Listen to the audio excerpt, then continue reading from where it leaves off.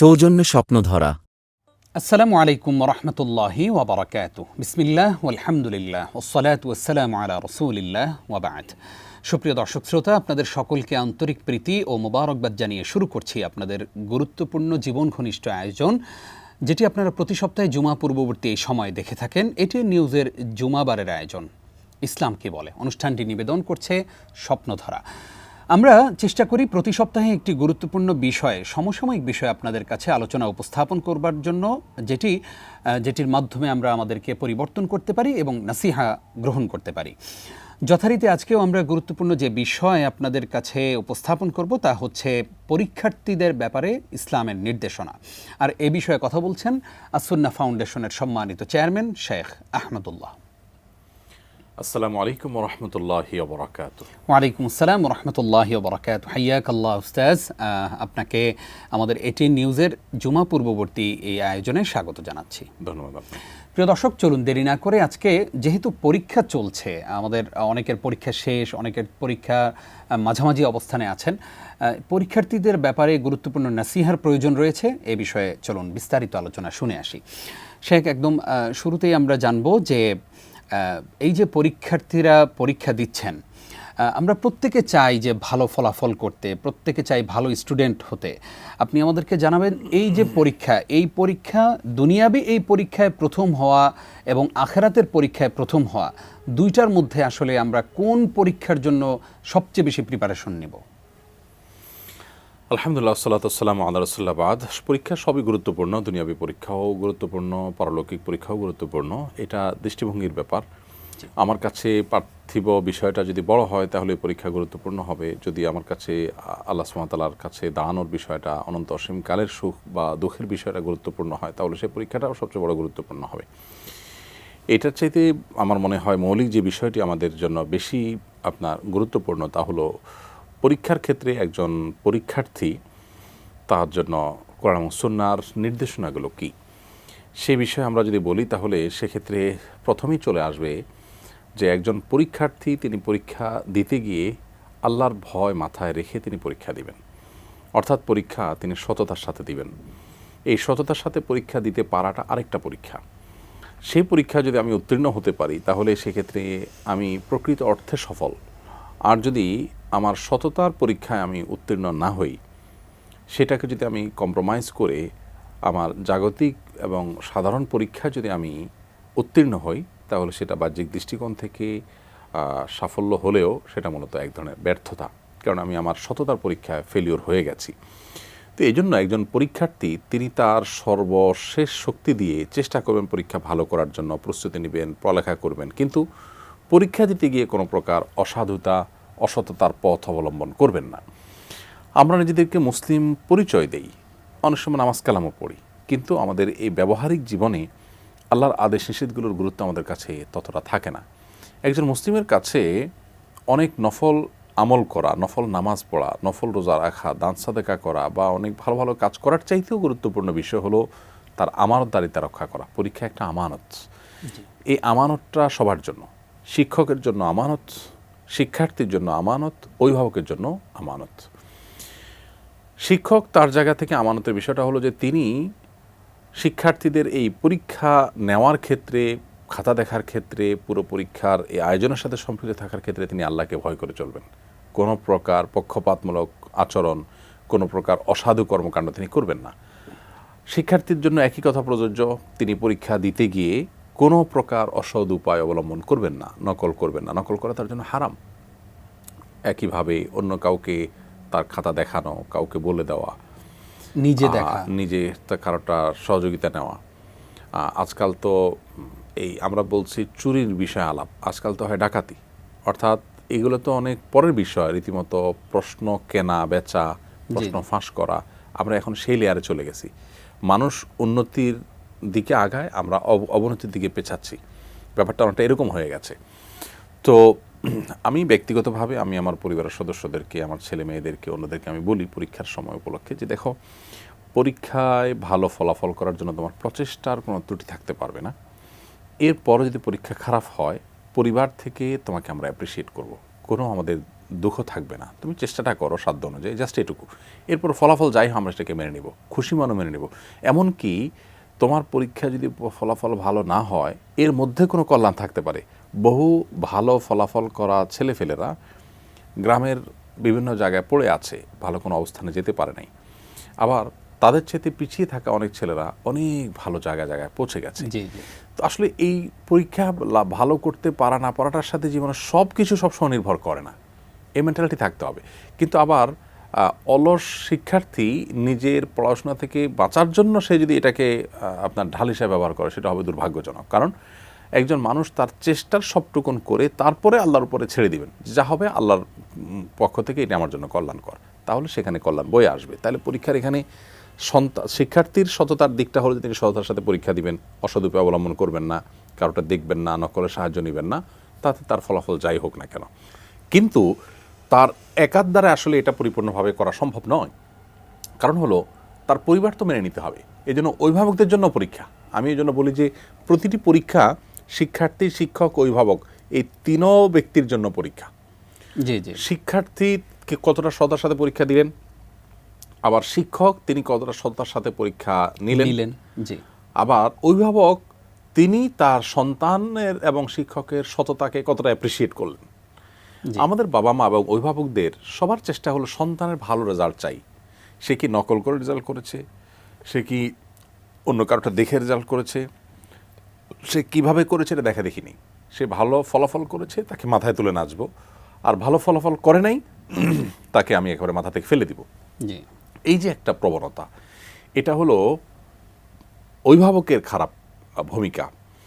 অভিভাবকের পরীক্ষার জায়গাটাতে তাকে উত্তীর্ণ হতে হলে তিনি চেষ্টা করবেন সন্তান যাতে পরীক্ষার আগের সময়গুলোতে সময় নষ্ট না করে, তিনি যেন পড়াশোনা মনোযোগী হন, তার জন্য সেই পরিবেশ নিশ্চিত করা, তাকে সহযোগিতা করা, তাকে নানাভাবে মোটিভেটেড করা। কিন্তু কোনো কারণে সে যদি ভালো ফলাফল করতে না পারে, তাহলে তারপর চাপাচাপি সৃষ্টি না করা। প্রত্যেক পরীক্ষার পরেই আমরা শুনি, বিশেষ করে পাবলিক পরীক্ষার পর, যে কোনো ছেলে আত্মহননের পথে পা বাড়িয়েছে বা দুর্ভাগ্যজনক কিছু ঘটেছে। কেন? কারণ যে অভিভাবকদের অতিরিক্ত চাপাচাপি। তাহলে পরীক্ষাটা আমাদের সবার জন্যই পরীক্ষা। বাহ্যিক পরীক্ষা উত্তীর্ণ হওয়ার চাইতে আমাদের নৈতিক পরীক্ষা উত্তীর্ণ হওয়াটা অনেক গুরুত্বপূর্ণ। ইনশাআল্লাহ আশা করছি আমাদের দর্শক শ্রোতারা সেই বিষয়টি খেয়াল রাখবেন। উস্তাজ, আসবো আপনার কাছে আবারও ইনশাআল্লাহ ছোট্ট একটি বিরতির পর। প্রিয় দর্শক, আপনারা দেখছেন স্বপ্নধারা নিবেদিত ইসলাম কি বলে। ছোট্ট একটি বিরতির সময় হলো, আশা করছি সঙ্গেই থাকবেন।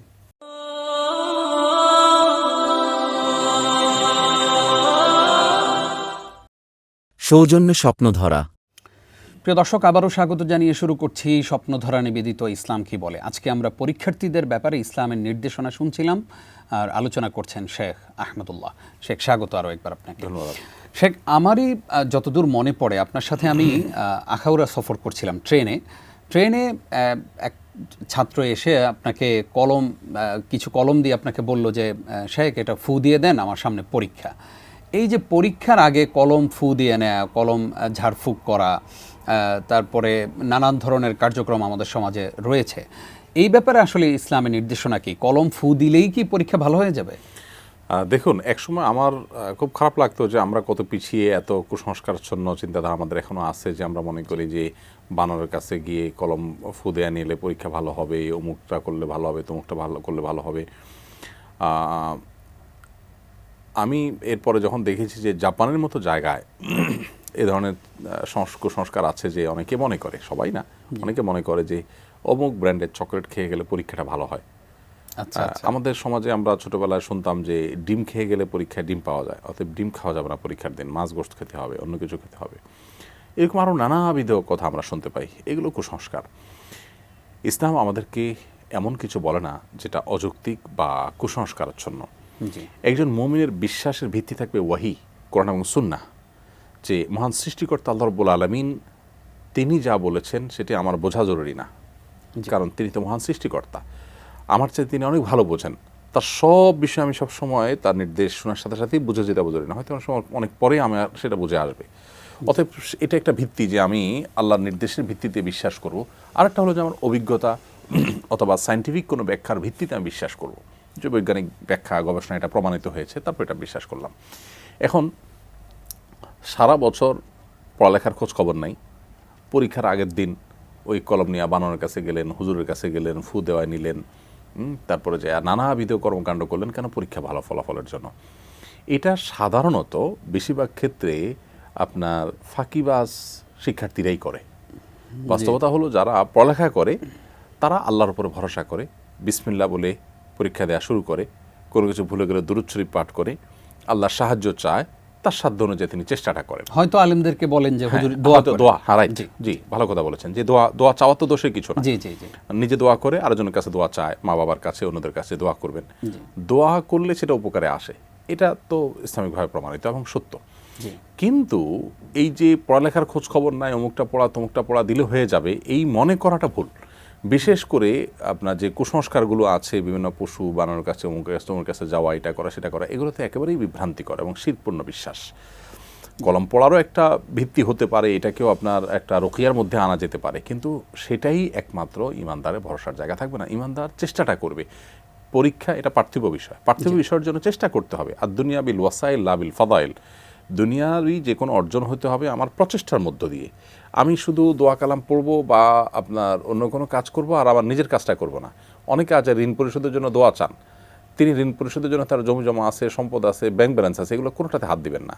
তিনি দোয়া চান যে আপনি এমন একটা দোয়া শিখাই দেন যেটা পড়লে আসমান থেকে টাকার বস্তা নেমে যাবে, আমি ঋণ দিয়ে দিব, আমার ব্যাংক ব্যালেন্সে হাত দিতে হবে না। এটা কোনো পলিসি হতে পারে না। আমার চেষ্টাটা আমি করব, পাশাপাশি দোয়া করব, তখন সেটা যৌক্তিক হবে ইনশাআল্লাহ। ইনশাআল্লাহ। শেখ, এবার একটু ভিন্ন প্রসঙ্গে আসতে চাই, জানতে চাই যে এই যে ছাত্র জনতার গণ অভ্যুত্থানের পরে আমরা লক্ষ্য করছি যে আসলে ছাত্রছাত্রীদের মধ্যে পড়াশোনা ছাড়া পরীক্ষা দেওয়া বা পাশ করে ফেলার একটা প্রবণতা, অর্থাৎ পড়ার টেবিলে কেউ এখন আর বসতে চায় না। সবার কথা বলছি না, অনেকেরই এমন অবস্থা। এই জায়গা থেকে আসলে আমাদের ছাত্রছাত্রীর ব্যাপারে আপনার নাসিহা কি থাকবে? পাশাপাশি আমাদের কি এখন স্কুল, কলেজ, ইউনিভার্সিটি, মাদ্রাসাগুলোতে ফিরে যাওয়া উচিত নয়? প্রথম কথা হলো যে আমাদের শিক্ষার্থীরা যা করেছে, তারা অনেক বড় পরীক্ষা উত্তীর্ণ হয়ে গেছে। জি জি, যে পরীক্ষাকে তারা ভয় পাচ্ছে কেউ কেউ বা দিতে চাচ্ছে না, সেটা হলো যে পড়াশোনা করতে পারে না, লম্বা একটা সময় গ্যাপ গেছে, সেজন্য হয়তো তারা এরকম করছে। কিন্তু তাদেরকে আমি বলবো যে তাদের অনুপ্রাণিত হওয়া উচিত এটা ভেবে যে তারা যে পরীক্ষা উত্তীর্ণ হয়েছে সে পরীক্ষাটা চাইতে তারা যে পরীক্ষাকে অ্যাভয়েড করতে চাচ্ছেন সেটা বড় পরীক্ষা নয়, অনেক বড় পরীক্ষা তারা উত্তীর্ণ হয়েছেন। আমাদের এই জীবনের যে একাডেমিক পরীক্ষাগুলো আছে, এই পরীক্ষাগুলো উত্তীর্ণ হয়ে আমরা যা করতে চাচ্ছি সেটা যদি তার আগেই আমরা করতে পারি, সেটা তো অনেক বড় আনন্দের বিষয়। সেজন্য তাদেরকে আমরা শ্রদ্ধা এবং স্যালুট জানাই সন্দেহাতীতভাবে। সেই সাথে একটু প্লাস করব যে এই যে পড়াশোনার প্রতি এক ধরনের অনীহা বা এটা তৈরি হওয়াটা সাময়িক, আমার মনে হয় যে এটা চিরকাল থাকবে না, এটা ঠিক হয়ে যাবে। এক ধরনের অস্থিরতা গেছে, এক ধরনের আপনার গ্যাপ তৈরি হয়েছে, এটা কাটিয়ে উঠতে সময় লাগবে, কিন্তু সময়টা বেশি লাগলে সেটা আমাদেরই লস হবে। অতএব শিক্ষার্থী বন্ধুদেরকে আমরা বলবো যে তারা যেন পড়ার টেবিলে তারা ফেরত যান এবং মনোযোগী হন সেদিকে। আলহামদুলিল্লাহ ইতোমধ্যে শিক্ষা প্রতিষ্ঠানগুলোতে গতি এসেছে, সেই গতিটা আরও বাড়া দরকার এবং স্বাভাবিক হওয়া দরকার। এবং তাদের মধ্যে কোনোভাবেই তাদের একাডেমিক যে ক্যারিয়ার আছে সেটা যাতে কোনোভাবে নষ্ট না হয়, সেই দিকটা তাদের মধ্যে থাকা দরকার, সেটা মাথা থাকা দরকার। এবং সেটা যদি ঠিক থাকে তাহলে সেক্ষেত্রে তাদের এই অর্জনটা সোনার উপর সোহাগা হবে। অর্থাৎ তার একাডেমিক ক্যারিয়ারেও কোনোভাবে ক্ষতিগ্রস্ত হলো না, আবার তিনি জাতি এবং দেশের জন্য তার দায়িত্বের জায়গাটা সঠিকভাবে পালন করতে পারলেন। সেক্ষেত্রে তারা প্রকৃত অর্থে হিরো হতে পারবেন। আপনি একটা ভালো কাজ করলেন, অনেক বড় ভালো কাজ, কিন্তু করতে গিয়ে আরেকটা ভালো কাজ থেকে আপনি বিরত থাকলেন, তাহলে সেক্ষেত্রে সেটা অবশ্যই গ্রহণযোগ্য হতে পারে না। তো এই জন্য তাদের আমার মনে হচ্ছে যে এখানে ব্যালেন্স করার ব্যাপারে সচেষ্ট থাকা দরকার। ইনশাআল্লাহ আমরাও তাদের প্রতি সেই প্রত্যাশাই করছি এবং সুন্দর একটি বাংলাদেশের প্রত্যাশা করছি। শেখ, আমরা জানতে চাই যে অনেক সময় দেখা যায় যে ভালো পড়াশোনা করার পরেও আমার যোগ্যতা থাকা সত্ত্বেও আরেকজনের মামু খালু থাকার কারণে আমি আমার যোগ্যতা অনুযায়ী চাকরি পাচ্ছি না। ওই জায়গাতে আসলে এই মুহূর্তে যেহেতু নতুন একটি বাংলাদেশের প্রতীক্ষায় আমরা আছি, সব জায়গায় সংস্কার হচ্ছে, সব জায়গায় কাজ হচ্ছে, সেই জায়গায় আসলে কি কি কাজ হওয়া দরকার বলে মনে করেন? দেখুন, একটা কাজ খুব গুরুত্বের সাথে হওয়া দরকার, সেটা হলো যে ধর্মীয় শিক্ষা, নৈতিক শিক্ষা সব জায়গায় এটাকে সর্বোচ্চ গুরুত্বের সাথে এস্টাবলিশ করা দরকার। জি, আমাদের শিক্ষা কারিকুলামে একটা শ্রেণী পর্যন্ত এটাকে বাধ্যতামূলক করা দরকার। আমাদের দেশে এক শ্রেণী মানুষ ধর্মীয় শিক্ষার কথা বললেই তাদের গেলো রব উঠায় দেন, অথচ পশ্চিমারা যেখানে ধর্মকে একেবারে সমাজ, রাজনীতি থেকে, রাষ্ট্র থেকে আলাদা করতে করতে একেবারে তাদের গির্জাগুলোর ভিতরে তারা একেবারে লক করে ফেলেছে, সেখানেও আপনি দেখবেন এখনও পর্যন্ত ক্রিসমাস উপলক্ষে তাদের সমস্ত শিক্ষার্থীরা, ছোট ছোট স্কুলে বাচ্চারা সবাই লাল পোশাক পরে তারা কিন্তু সাজে। আমাদের যদি রমজান উপলক্ষে সব মেয়েরা হিজাব পরে, সব ছেলেরা টুপি পরে স্কুলে যায়, তাহলে সেক্ষেত্রে আপনি দেখবেন যে গেলে গেলে রব, যে জাত চলে গেলে একটা রব উঠবে, কিন্তু পশ্চিমাদের রব উঠে না। কিন্তু অবাক করা বিষয় না? যে মালয়েশিয়ানদের থেকে আমরা শত মাইল পিছিয়ে আছি, সেই মালয়েশিয়ানরা তাদের ধর্মকে এত কঠিনভাবে আমাদের চাইতে রাষ্ট্রীয়ভাবে বা নৈতিকভাবে তাদের অফিসিয়ালি তারা এটাকে ধারণ করেও তারা এতটা অগ্রসর হয়ে গেছে, অথচ আমরা এটা থেকে দূর হতে পারলে বাঁচি। এই কথাগুলো এই জন্য আসলো যে এই যে মামু খালুর কথা বললেন, এই যে অসৎ উপায় অবলম্বন করা বললেন, অনৈতিকতার চর্চা বললেন, আমাদের পিছিয়ে থাকার মূল কারণই তো এটি। আর এটি দূর হওয়ার জন্যই ধর্মীয় শিক্ষা সর্বত্র বাড়াতে হবে, নিশ্চিত করতে হবে। আপনি বলবেন যে ধর্মীয় শিক্ষা বাড়ালে কি ঠিক হয়ে যাবে? আমি আপনাকে বলতে চাই, মাদ্রাসা শিক্ষার্থীদের অনেক দুর্বল দিক আছে, তাদের নিয়ে আপনি 10টা সমালোচনা করতেই পারেন, কিন্তু আপনি কি বলতে পারবেন যে মাদ্রাসা শিক্ষার্থীদের মধ্যে মাদক গ্রহণ, যৌতুক এর মামলা, মানুষ হত্যা মামলা, সমাজে ডাকাতি, চুরি, তারপর বিশৃঙ্খলা, এরকম নানাবিধ অপরাধগুলোর ভিতরে আপনি মাদ্রাসা শিক্ষার্থীদের পার্সেন্টেজ যদি বের করেন, আপনি কত পাবেন? 1%ও বের করতে পারবেন কিনা? মাদ্রাসা শিক্ষার্থীদের যে হার আছে বাংলাদেশে, সে হার অনুযায়ী আপনি কতটা পাবেন না খুঁজে খুব একটা। তো এখান থেকে বোঝা যায় যে আমাদের, আমি বলছি না যে স্কুলগুলোকে মাদ্রাসা বানিয়ে ফেলেন, সেটা আমি বলছি না, মোটেই না, সেটা তো ইসলামও বলে না। একটা পৃথিবীতে একটা জাতির বেঁচে থাকার জন্য তো সব মাদ্রাসা যথেষ্ট নয়, তাকে অবশ্যই জাগতিক শিক্ষা শিক্ষিত হওয়া মানুষের প্রয়োজন আছে। আমি বলছি যে সেই শিক্ষা যারা আছেন তাদেরকে নৈতিক শিক্ষার একটা পার্ট তাদের জীবনে গুরুত্বের সাথে রাখেন, সব জায়গায় এটাকে জায়গা দেন, এটাকে দূর করেন না। তাহলে কি হবে? এই মামু খালু ব্যবহার করে অসৎ উপায় অবলম্বন করার পথটা বন্ধ হবে ইনশাআল্লাহ। আমরাও সেই প্রত্যাশা করি। সে কাজকেও আপনি আমাদেরকে কষ্ট করে সময় দিয়েছেন, সেজন্য আপনাকে আবারও ধন্যবাদ জানাচ্ছি। ধন্যবাদ আপনাকে। প্রিয় দর্শক, এতক্ষণ যারা আমাদের সঙ্গে ছিলেন আপনাদেরকে ধন্যবাদ জানিয়ে শেষ করছি স্বপ্নধরা নিবেদিত ইসলাম কি বলে। আগামী পর্ব দেখবেন, সেই প্রত্যাশায় বিদায় নিচ্ছি আমি নিজাম বিন মুহিব। আসসালামু আলাইকুম ওয়া রাহমাতুল্লাহি ওয়া বারাকাতুহু।